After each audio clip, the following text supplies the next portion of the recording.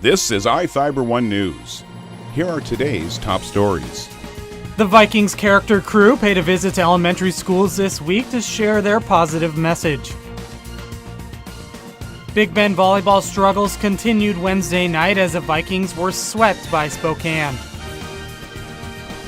Canada's immigration website crashed on election night as Donald Trump moved closer to winning the presidency.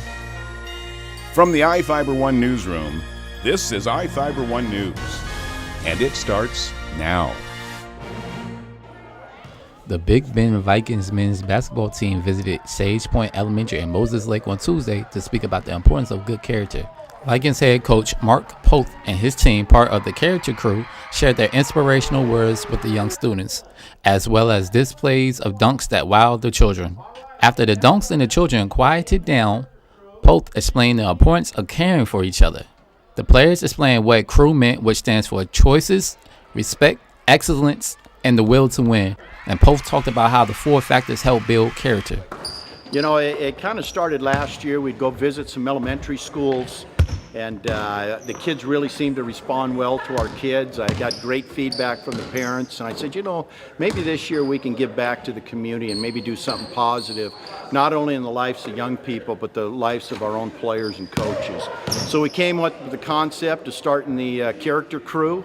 And it's a club we have. We're going around to elementary schools, signing up those that want to join, and we're just trying to make life a little better and make ours a little better at the same time.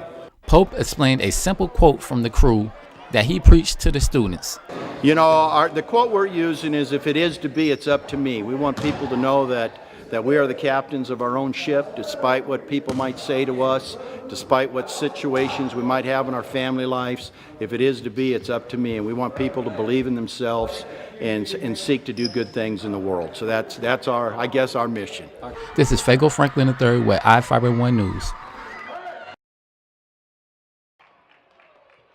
In their final home match of the season Wednesday night, Big Bend volleyball struggles continued as the team was swept by Spokane for their 19th loss in a row.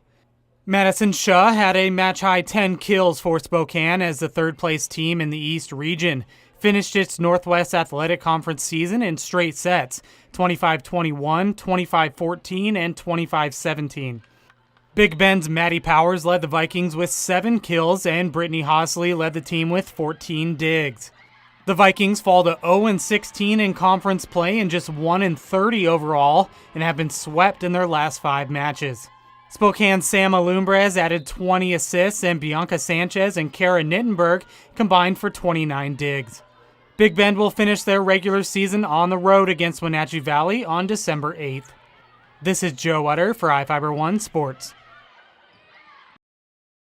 Very sad. It wasn't expected at all. This Bellingham couple is considering a move out of the country. They're afraid adoption and marriage equality for gays will disappear under a Trump administration. I mean, if we can't get married and we can't adopt and start a family, then I'm not really going to stick around for that. But moving to Canada isn't really an option for a lot of Americans, even though thousands searched Move to Canada online during election returns last night and crashed Canada's immigration website. But if you don't have a job offer and you're not married to a Canadian and you don't have a lot of money to invest in Canada, it can be rather complicated. Canadian immigration attorney Rudy Kisher hosted seminars on the U.S. West Coast on how to immigrate to Canada after George W. Bush's re-election.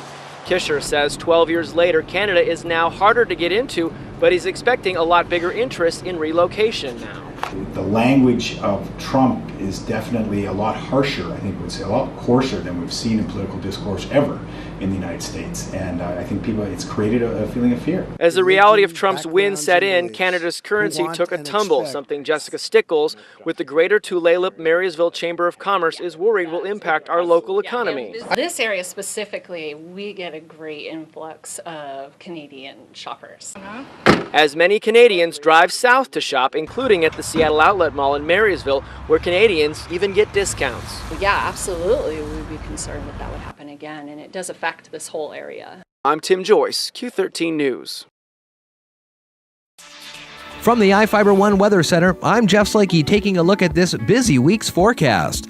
partly cloudy skies and 58 for Monday, 61 and clear for Election Day. Wednesday, again 61, 60 for Thursday, and for Veterans Day Friday, mid-50s with a chance of rain.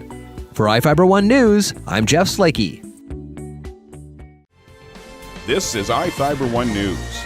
For more information on these stories and other news, visit us online at iFiber1.com or check us out on Facebook.